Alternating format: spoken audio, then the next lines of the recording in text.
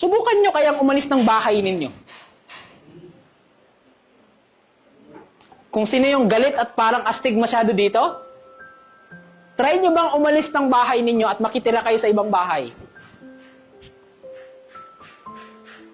Para malaman nyo kung gaano kahirap ang makitira sa ibang tao. Na malalaman ninyo kahit papano, na kahit papano, nag-aalala yung magulang ninyo sa inyo. Kaya kayo pinipigilang magjowa, it is because alam na nila kung ano yung pwedeng kalabasan. Subukan ninyo. Kung matapang kayo, nagiging masyado kayong rebellious, masyado kayong nagre-rebelde, akala mo kung kaya mo yung sarili mo, subukan mong umalis ng bahay ninyo. Para malaman ninyo kung gaano kahirap ang tunay na mundo.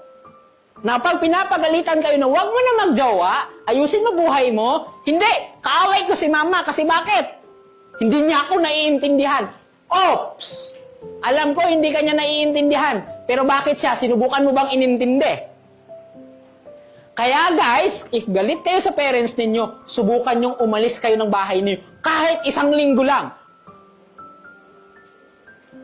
Magpaalam kayo sa kanila kung kaya ninyo. Bakit? Para malaman ninyo kung gaano kahirap ang walang magulang. Subukan nyo. Nasubukan nyo na? Subukan nyo ba? Subukan nyo! Masyado kayong matapang. Galit ako sa parents ko kasi ganito. Subukan nyo po na kahit papano, kung nagre-rebelde kayo sa nanay at tatay nyo, subukan nyong umalis ng bahay ninyo para makita ninyo kung gaano kayo kakawawa.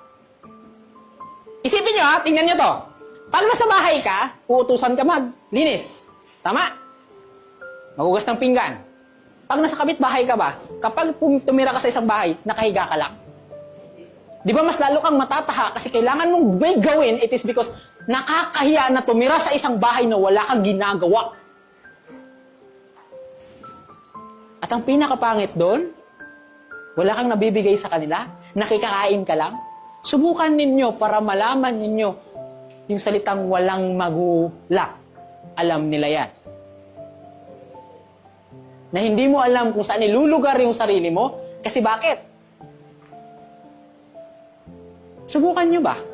Pero subukan nyo lang na kahit papano na umalis sa mga nanay at tatay ninyo para makita ninyo kung gaano kahalaga ng may tatay sa tabi, ng may nanay sa tabi.